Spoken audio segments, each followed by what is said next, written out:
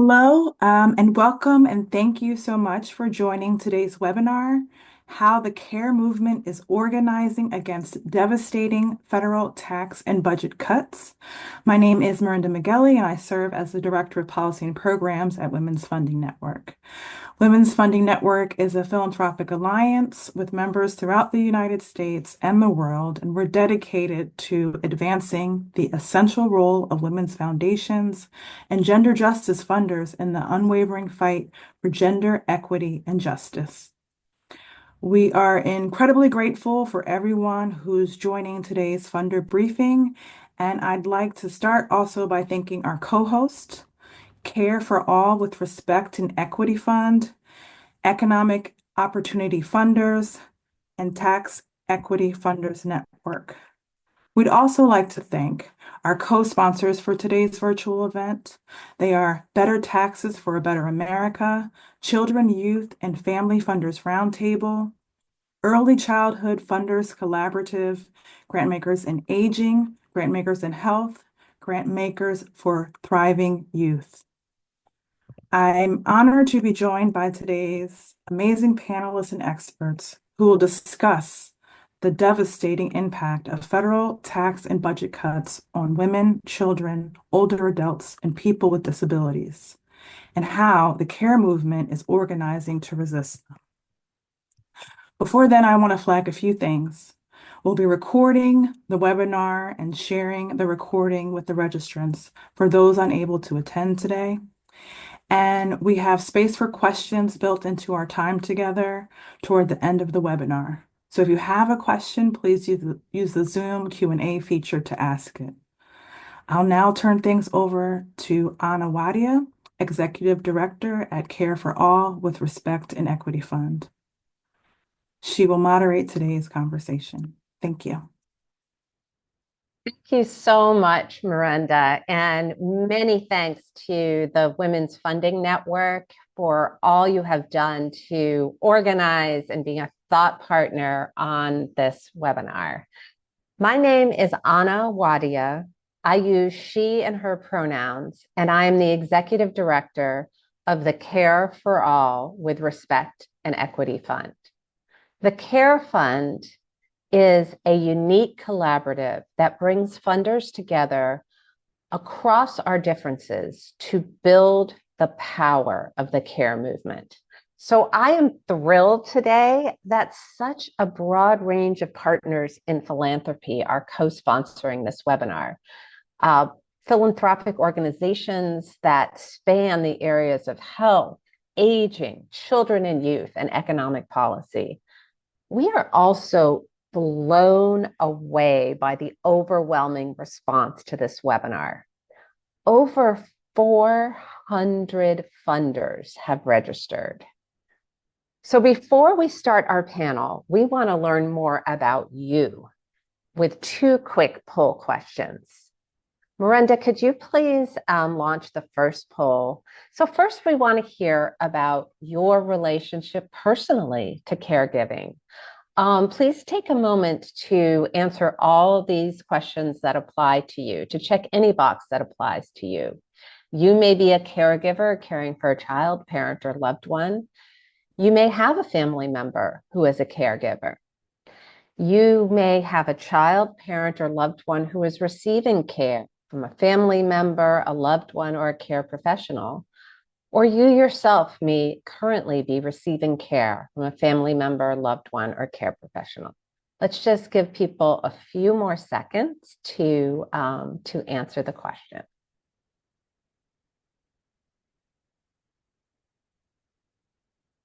And if it looks like we have answers, whenever it looks like we have answers, you can launch the result.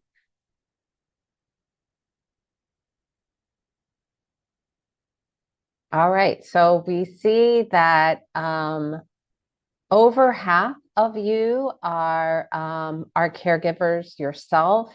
Way over 2/3 of you have a loved one who is a caregiver, and many of you have, over half of you have someone who in your circle who is receiving care, and a few of you are being cared for by caregivers yourself.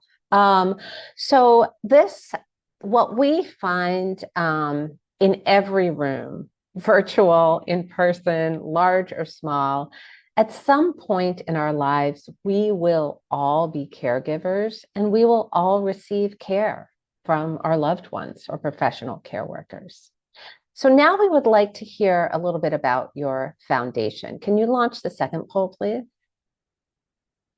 Um, Please indicate all that apply, all of the areas that your foundation works in across. We've listed many. We know there are others, so there's another box as well. So share your foundation's main areas of focus, please.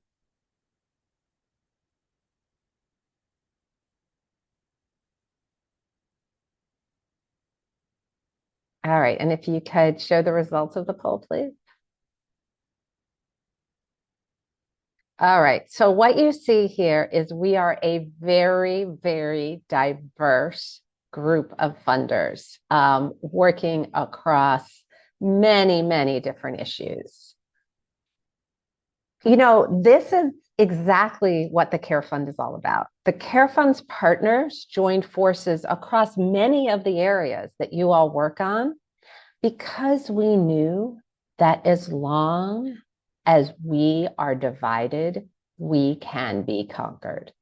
As long as we allow children to be pitted against older people and care consumers to be pitted against care workers, we will never build the powerful, energized base to win and protect the care systems and policies we all need and deserve. That unity is more important now than ever. We are at an all hands on deck moment for philanthropy. As you will hear from our panelists, policymakers will be debating some very stark choices about whose lives we value and what kind of society and economy we want to have.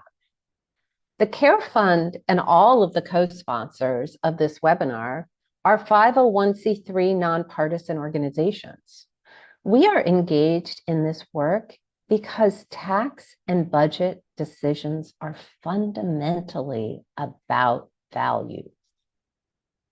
You will soon hear from Amy Matsui from the National Women's Law Center that the proposed tax cuts would mostly go to the wealthiest individuals and corporations.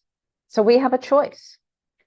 Do we want to give trillions with a T of dollars away to billionaires while stripping older adults and people with disabilities of the home care they need to live with dignity? Do we want to actually worsen the shortage of home care workers by slashing funding for their already meager wages? Should we be cutting respite care and health insurance coverage for family caregivers when they need to scale back on work hours to care for their loved ones? Do we really value tax breaks for big corporations more than health insurance coverage for 40% of all births in this country and almost half of kids of color? As you will hear from Jaimie Worker from Caring Across Generations, this is exactly what would happen if Medicaid is used as a piggy bank to pay for the extension and expansion of the 2017 tax cuts, not to mention the damage to our families from cuts to Head Start, food stamps, education, and the devastating impacts on state budgets, as you will learn from Alison Friedman Phillips of the Women's Foundation of Colorado. What we need, and what the American public actually overwhelmingly supports, is exactly the opposite of huge tax giveaways to the ultra rich. Our long-term goal is to increase revenue by making everyone pay their fair share of taxes so we can invest in the care we all need and deserve. So whether your foundation focuses on older adults, people with disabilities, family caregivers, children, childcare, healthcare, workers' rights, or women's rights. Whether you fund nationally or locally, the work our panelists will discuss today is mission critical. I'd like to start by asking each of our panelists to explain why the stakes are so incredibly high and why foundations should care about upcoming decisions about tax and budget cuts, no matter their areas of focus. Jaimie Matsui from the National Women's Law Center will get us started. Thank you, Jaimie. Thank you so much for that kind introduction, Anna. I'm so privileged to be with all of you today. As all of you know, care is one of the most important things that any of us as human beings do in our lifetimes. And on top of that, we know that for women to go to work, for families to be well cared for, and for children to healthy development, for the thriving of our elders, our disabled family members, for employers and for the economy, we need care just as much as we need roads and bridges and other infrastructure in this country. So what I'm going to talk about a little bit today is just to give an overview of what's happening during the tax fight and why this matters so deeply for care. Next slide, please. So as Anna mentioned, where we'll start in our conversation about the 2025 tax fight is to turn our eyes back to 2017. So under the first Trump administration, as you may remember, a really large tax package was passed in 2017. And as a way to make that tax package look less expensive, a bunch of the provisions expired at the end of 2025. Unfortunately, most of these provisions, whether the temporary ones or the permanent ones, were really skewed towards the top earners and also large corporations, as you can see from the chart on this slide. The other thing that's important to know is that these were incredibly expensive. It increased the deficit by over $2 trillion. And for the provisions that are about to expire, extending them would cost an additional $4.6 trillion. And as Anna said, that's trillion with a T. Next slide, please. In addition to the 2017 tax provisions that are expiring, there are even more tax cuts that are under consideration right now. So some of these are proposals that were floated on the campaign trail. You may recall that President Trump talked about lowering the corporate tax rate even more, or taking away, not having taxes on tipped income or overtime income or car loans. There are lots of different tax proposals, and shockingly, those all add up. They have a price tag. So when you combine the tax proposals that were mentioned in the campaign, along with the expiring provisions of the 2017 law, we're really talking north of $8 trillion over a 10-year period. If you look at all of them together as a package, they similarly really accrue and benefit the wealthiest among us and large corporations. And there's not right now, you may have heard or seen a memo from the House Budget Committee, which kind of talked about all of the different proposals, tax benefits, program cuts that are under consideration, whether to use up revenue or to offset the cost of the tax cuts. We're talking about really an unprecedented reach across the programs, benefits, the money that's coming in and the money that's coming out of the federal government. Next slide, please. I also want to mention, sometimes we talk about kind of the revenues that come in through the tax code as separate from tax credits. And I know many of your organizations know how much refundable tax credits like the child tax credit, the healthcare subsidies and the premium tax credit, and other provisions make a difference in the lives of women and families. And I just encourage you to think about these tax credits as ways that we make the tax code work better for worker and families, and just kind of make it more equitable for tax benefits to be received and benefited by families up and down the income scale. So as I mentioned, there are some tax credits that could be expanded, like the child tax credit, since it was part of the 2017 legislation. And there are other tax credits that are being discussed as possible pay-fors and could be eliminated, like the Child Independent Care Tax Credit. The House Budget Memo, Committee memo also talks about getting rid of the college tuition tax credit, along with other things like student loan interest or limits to mortgage interest deduction. Next slide, please. So the reason that we're talking about the House Budget Committee is that the tax bill is going through a process that you all may be familiar with called budget reconciliation. This is, as you know, a special legislative vehicle that makes it possible to get around a filibuster in the Senate. Any day we expect to get kind of the budget blueprint, which will show how much program cuts in rough outline we're talking about, how much revenue each of the committees of jurisdiction in the Congress have to write their legislation. And again, in really broad strokes, what is the overall impact on the deficit?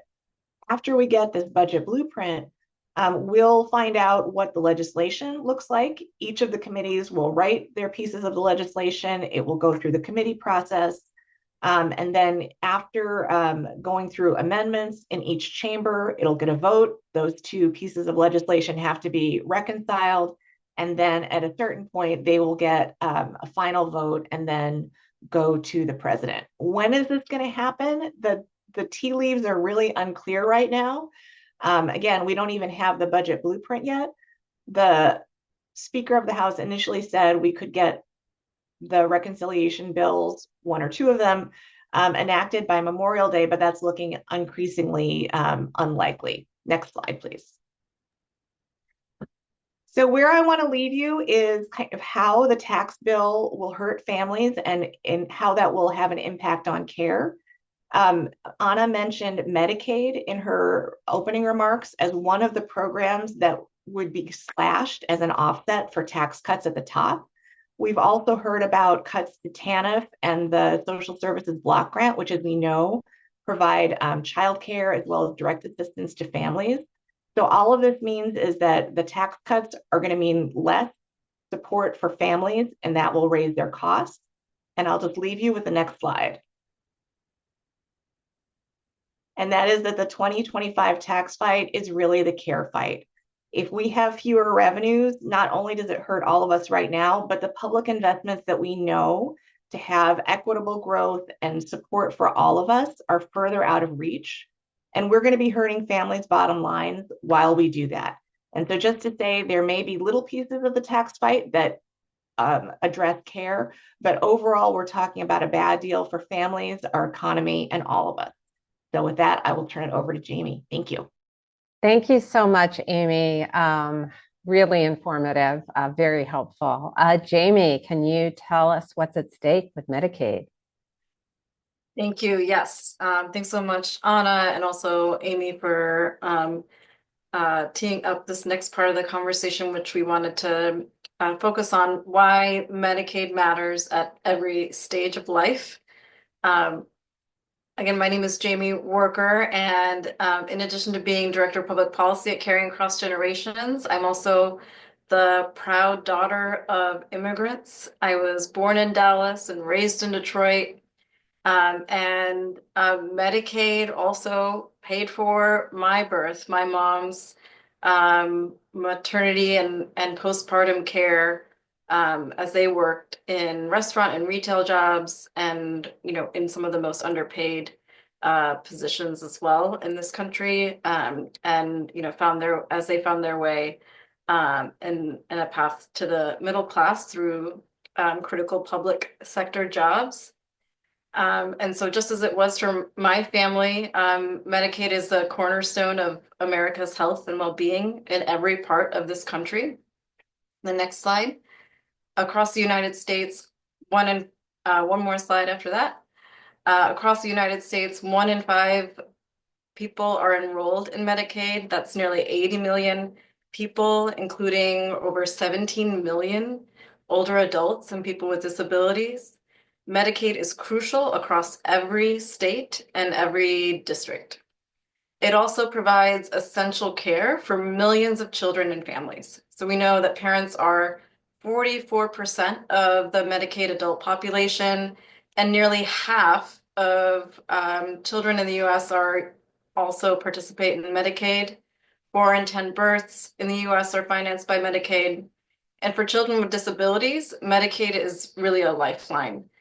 So as a result of Medicaid's comprehensive benefits, for example, most children and youth can receive early screening services that they need in their own homes and also remain with their families to receive those supports and services. And Medicaid covers nearly half of all children with special health care needs.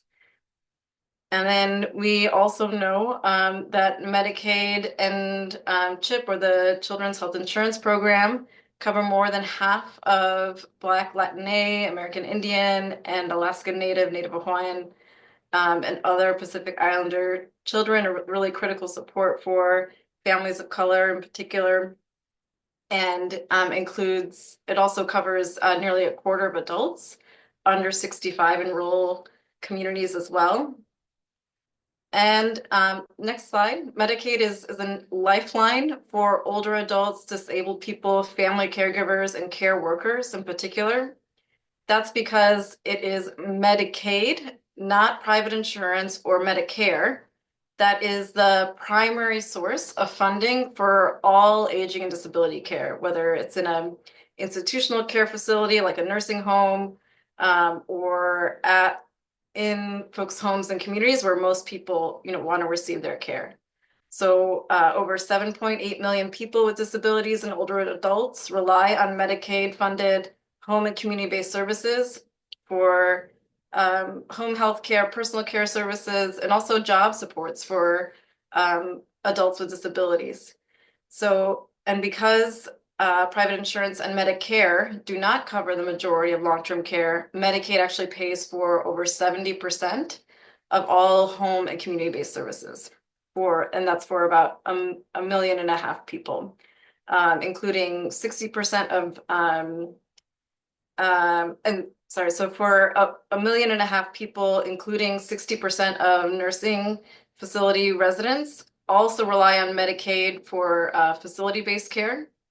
And because these services on the home and community-based side are optional for states to provide under federal law, they are among the most at risk when it comes to Medicaid and potential cuts that are being proposed right now. We also know that people with disabilities and older adults make up more than half of Medicaid spending. And so while Medicaid covers the needs of many different populations, and people with disabilities and older adults make up 1 in 5 enrollees, more than half of Medicaid spending supports folks with disabilities and older adults. And Medicaid also provides critical support for family caregivers.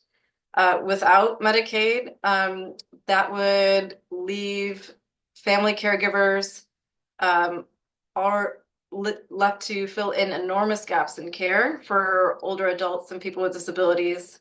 And among working age Medicaid enrollees, 13% do not work in the paid workforce because of their caregiving responsibilities.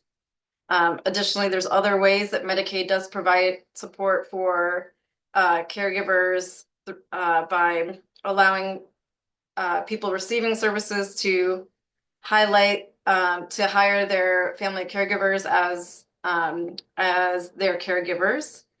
And that also speaks to why Medicaid is necessary for direct care workers as a whole, those personal care aides, home health aides who are providing aging and disability care. Because Medicaid is the primary payer for aging and disability care, these workers' wages, some of the most underpaid workers in our country, are largely paid for through Medicaid dollars. And nearly every state in this country is experiencing a shortage of those workers because of the lack of good jobs in the sector. And a third of these workers also utilize Medicaid for their own health needs. And the last piece that I'll focus on is why Medicaid is a critical source of funding for states, which is on the next slide. Medicaid is a key part of state budgets, and as the largest source of funding for states, Medicaid dollars make up about 1/3 or more of state budgets. It's also the second largest spending area for states, second only to K through 12 education. And with cuts to Medicaid, states would not be able to maintain their share of coverage and services for the full Medicaid population. And we also know because it makes up such an important part of the state's budget as a whole, it would also compromise really critical public services provided by the state as a whole in other areas such as education, infrastructure, and transportation as well. So I'll leave it there for now. Thank you so much, Jaimie. And I think that is a great segue to Alison, who is going to talk more about the impact on states and the role of state and local funders in this fight. Thank you, Alison.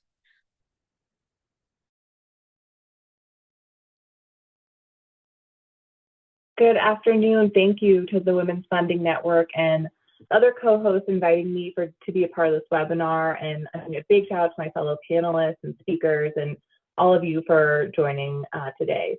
My name is Alison Friedman Phillips, and I'm the Director of Programs, Policy, and Advocacy at the Women's Foundation of Colorado. The Women's Foundation is the only statewide community-funded foundation protecting the progress and advancing gender, racial, and economic equity for all Colorado women.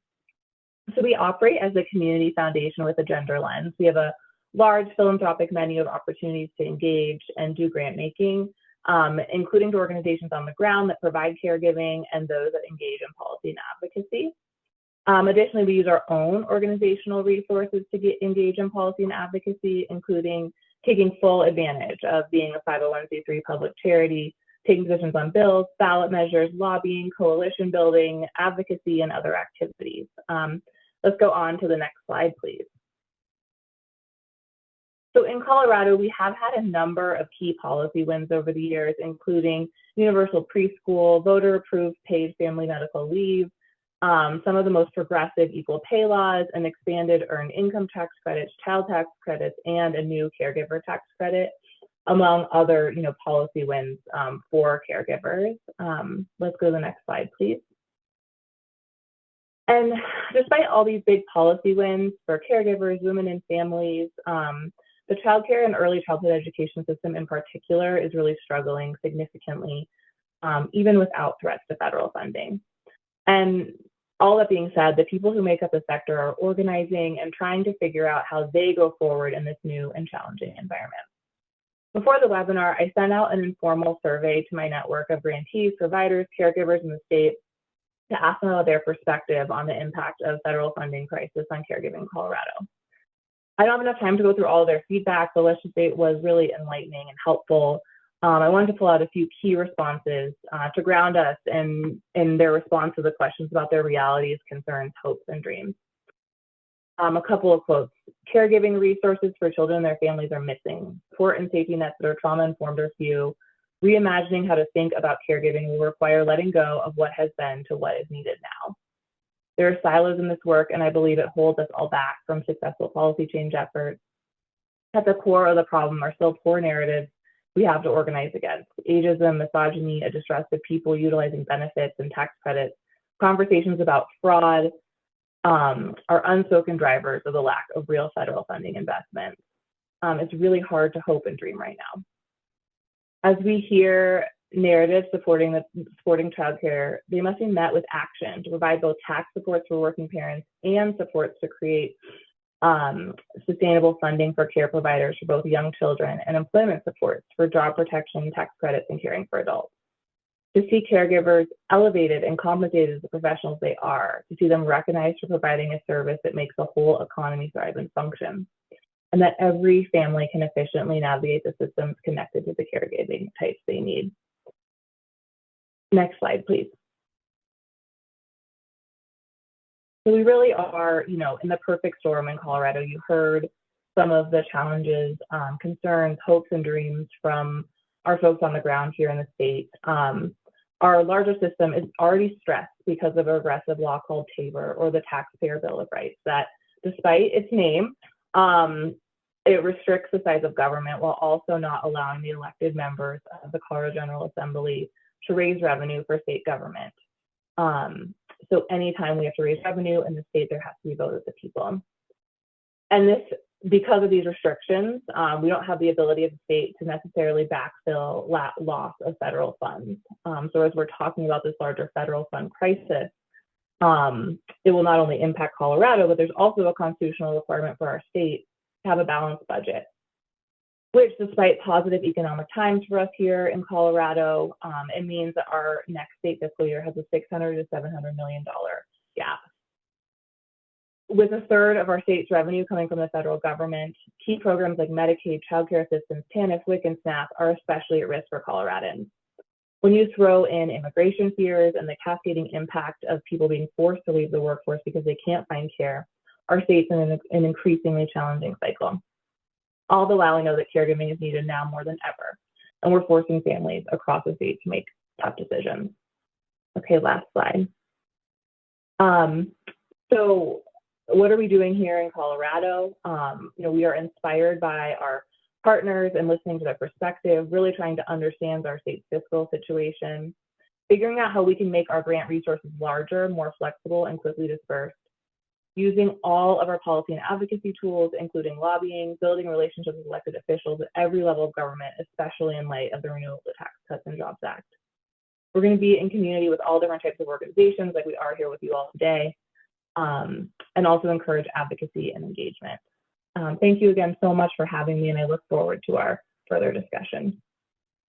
Thank you so much, Alison. Wow, you all have really laid out what the stakes are. And, they really couldn't be higher. What gives me hope is that the CARE movement has been organizing and coordinating closely with the tax equity movement to prepare for this moment for over a year. And now that devastating cuts to Medicaid are front and center as the way to pay for these unfair tax giveaways, the CARE movement is playing an even more prominent leadership role. Disability rights groups, aging groups, care advocates, they were essential to protecting Medicaid in 2017 and are again leading coalitions to protect our families today. So Jaimie, could you please tell us about the coalitions that have been coming together to protect Medicaid and the leadership role of care, disability, and aging rights groups? Yes. So we at Caring Across Generations, along with folks like the National Women's Law Center and our National Care Can't Wait Coalition, are working with progressive tax coalitions that are making sure that care and tax care is front and center in the tax debate. And we have on the slide that I have, there's some logos that highlight who some of those tax organizations are and coalitions are, but including folks like the Campaign for Families Over Billionaires, Americans for Tax Fairness, Fair Share America, and State Revenue Alliance. We're working closely with many of these organizations and coalition spaces to coordinate both state level and national work. We're also working closely with folks like the Economic Security Project and national organizing networks so that we can continue to make the case for why tax cuts for billionaires means taking away funding for healthcare, climate, housing, and more. All of that has been really critical to and a key part of our work this year. And Care Can't Wait, our national coalition is a coalition of organizations, including National Women's Law Center, of stakeholders and advocates who are really committed to building a 21st century care infrastructure, meaning access to childcare, paid family and medical leave, and aging and disability care, as well as good jobs for care workers. And so in addition to educating policymakers at the federal level, many of us, Caring Across Generations, Community Change, Moms Rising, National Women's Law Center, are also providing support for state and national organizations to really build that broad tent of support within states, supportive research and policy analysis that really demonstrates the implications of threats to federal dollars and state budgets, and also supporting strategic and effective engagement from DC to state and local communities when doing public education with policymakers too. So really, and just as we are working with national partners, our Care Can't Wait in the States work with National Women's Law Center, the ARC, Moms Rising, National Domestic Workers Alliance, also convenes state partners focused on care to be able to effectively engage at that level too. Thank you so much, Jaimie. And I would encourage all of our participants, please do put your questions in the chat. We know these are complicated issues. And we also know, please, not in the chat, in the Q&A. Also, if you would like to share some work you are doing from your foundation, please put that in the Q&A as well. So speaking of these being complicated issues, Amy, tax and budget decisions affect all of us. They affect millions of people's lives, yet they can be really hard to understand and kind of wonky, right? So tell us how the care movement is going to use easy to understand and compelling messages to galvanize people to engage with their representatives and policymakers.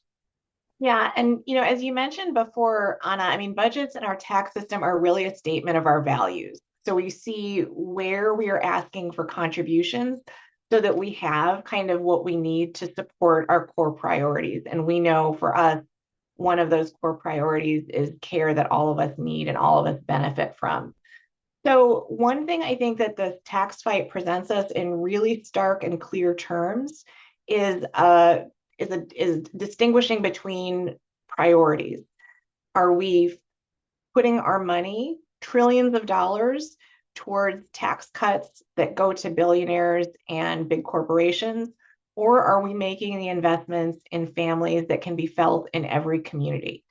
So one really clear kind of crystallization of that choice in values is Jaimie mentioned that the campaign, which is helping to do rapid response and move us forward, is called Families Over Billionaires. And really, you couldn't sum it up any better than that. I think the other thing that I just want to note that helps us and gives kind of us the sense of momentum and the fact that we have the public on our side is that consistently over the past 5 to 10 years, pretty much since 2017, the public really strongly supports raising taxes at the top and making sure that the wealthiest among us pay their fair share in taxes so that all of us can thrive. And with the support of the Care Fund, last year, Moms Rising and National Women's Law Center did some polling and message testing that asked people whether they supported raising taxes at the top, specifically to invest in care. And we got really strong majorities who said loud and clear that that's what they want our tax dollars to be going towards. And that those findings were reaffirmed in election night polling that National Women's Law Center did. So I feel like we have the public on our side. We have a clear story and a clear choice in values to tell. And that's one of the things that I think is really going to drive us forward is the clarity of message in the tax fight.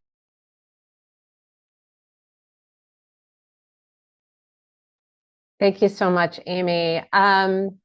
Alison, I'd like to go back to you. So you explained how these federal policies and federal cuts will have enormous impacts on state and local governments and the programs that they fund.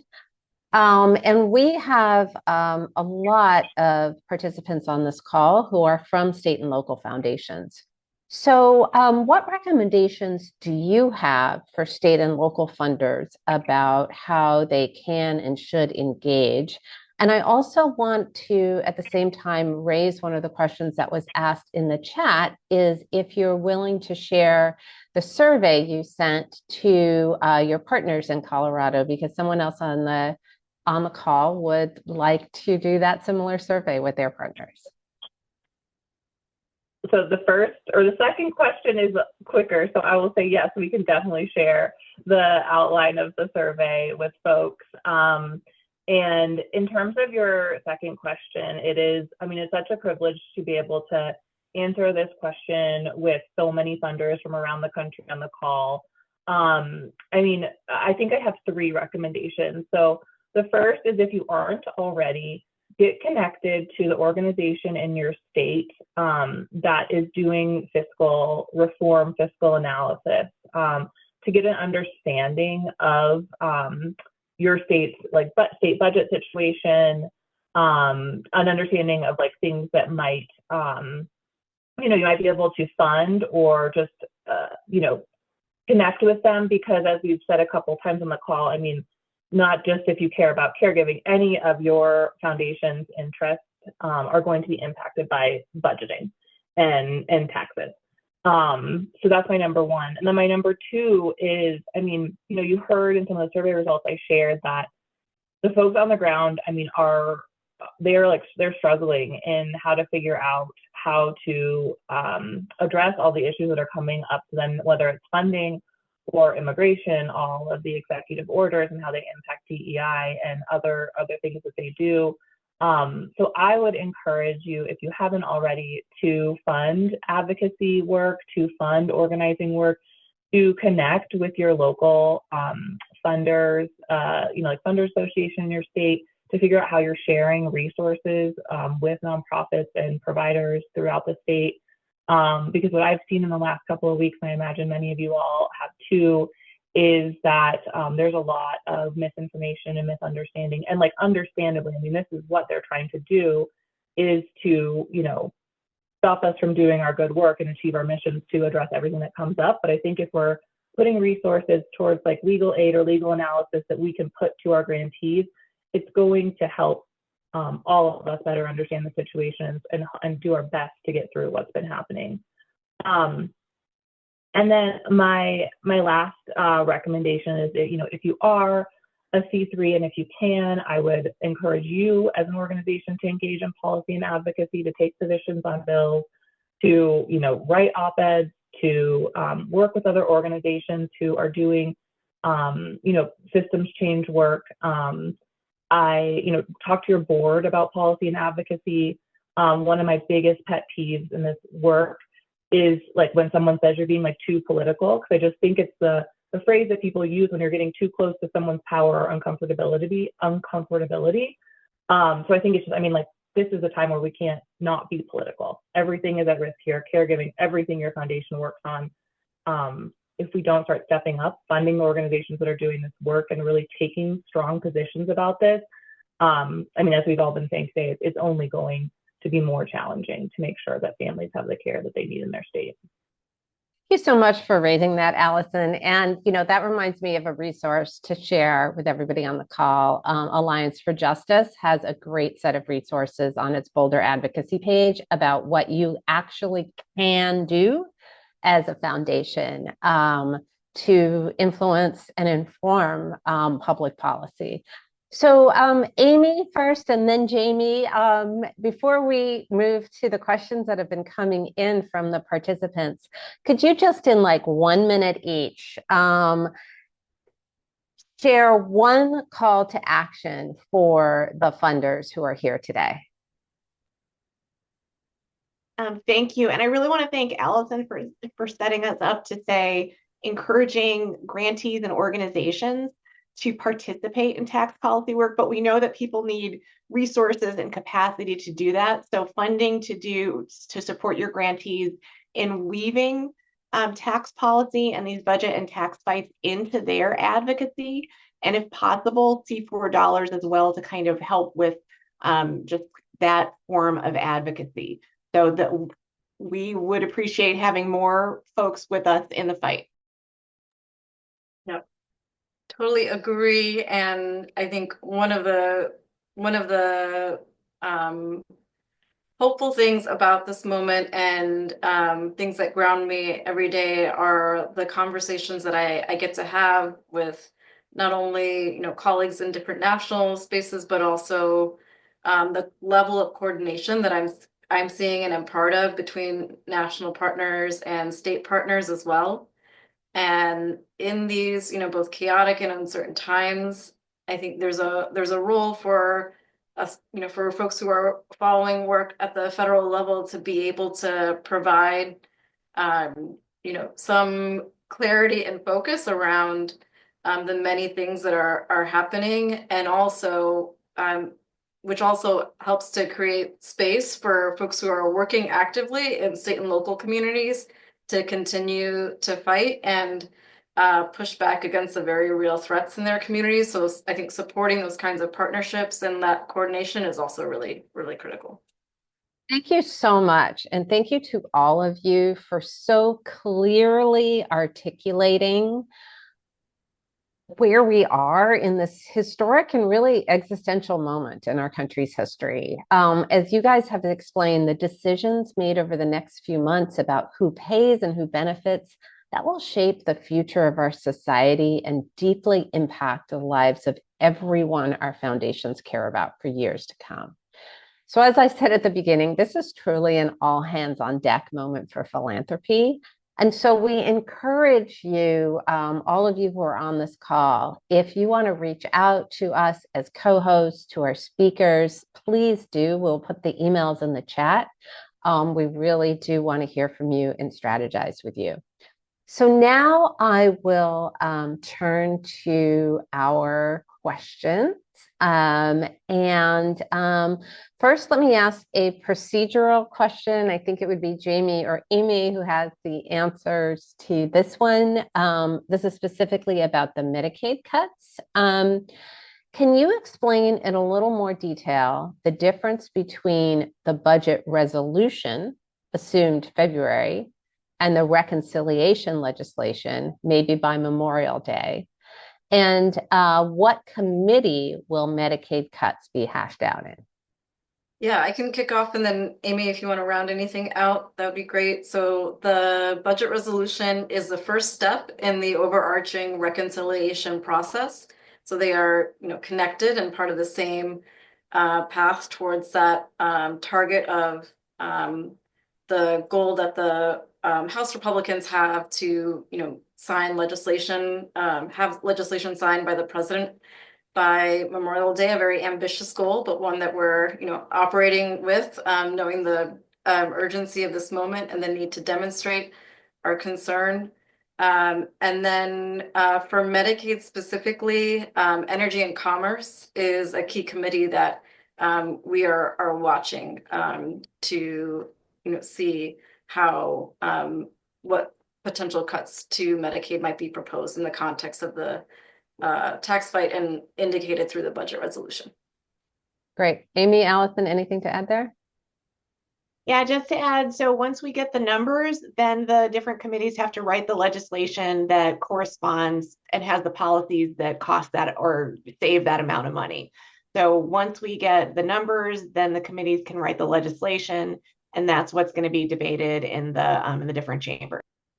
That's great. And I would just add, there are a lot of other organizations around the tables where Jaimie and Amy sit, many of whom have deep, deep relationships in states and localities, and will also be mobilizing and activating their memberships to really educate their own representatives and analyze who's most important and who can be moved on these issues. So we have a question here about the impact on mental health.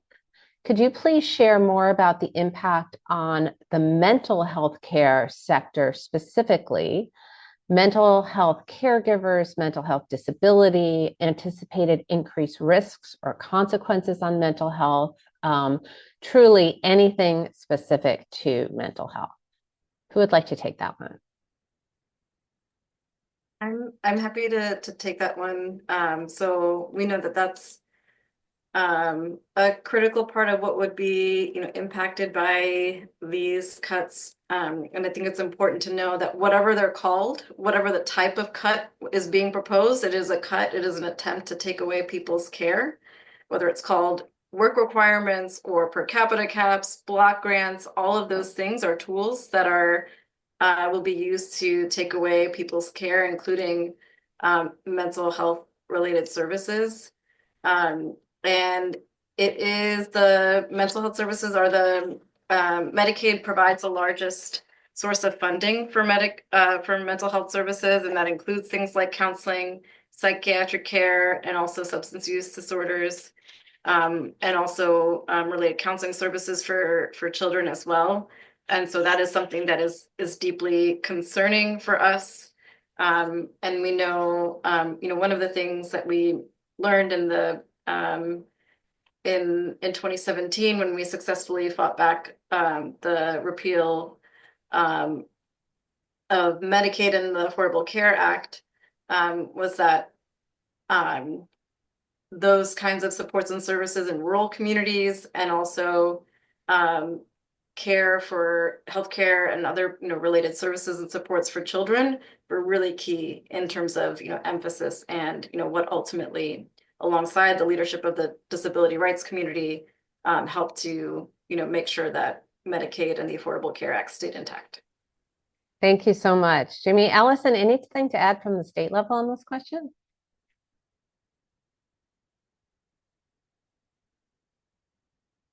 And I mean, not anything specific aside from like being in agreement, just, hearing like an example about some of the mental health healthcare that has been a part of some of our early childhood work in Colorado. That funding has decreased. And so, I mean, I think it's just kind of that cascading effect of all of the different layers where funding has been coming to, and just, not only because of our challenges in Colorado, but anticipating the federal decrease, that I think it's just going to, impact all of these different sectors and different individuals and populations that are served.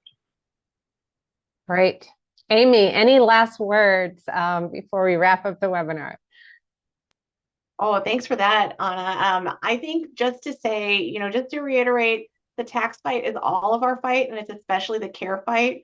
We're fighting for what families need now, and we're fighting for what will help sustain them towards a more equitable future. And so it's such a privilege to be speaking with all of you today, and to be with folks who are leading the thinking and the strategizing and building power.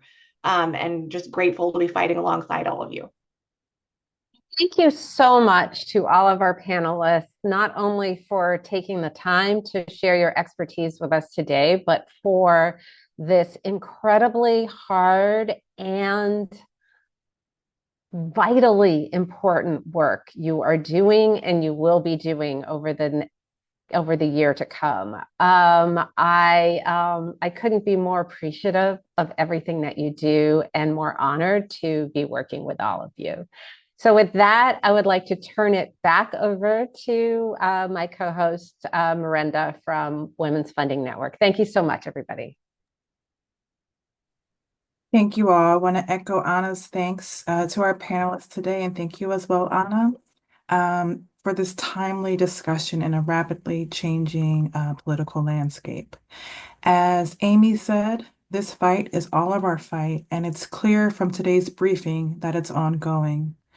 With this in mind, I want to flag a few upcoming virtual and in-person opportunities to remain engaged, learn more, and take action. As Jaimie lifted up in her remarks, the disability rights community played a critical role in the 2017 fight to protect Medicaid, and they have a critical role in this current moment. So for a deeper dive, we encourage you to register for Now What? Disability Community Under Attack, which is a webinar happening next Tuesday. United Philanthropy Forum hosts its annual Foundations on a Hill later this month from February 23rd to 26th. And this is an important opportunity every year, and particularly this year, for the philanthropic sector to strengthen its collective voice on Capitol Hill. Economic Opportunity Funders host its budget and tax briefing in DC, March 24th, 25th. And Women's Funding Network, we're hosting our biennial conference, also in Washington, DC, in September. So you'll find more information about these events that I just listed, as well as registration details in the chat. And again, we'll be sharing today's recording, slides, and resources to folks that registered for this webinar. So I want to again express my deep gratitude and appreciation for everyone who joined us live today, and also for folks who are listening to the recording. Thank you again to the co-host and to the co-sponsors, and I hope that each of you take care.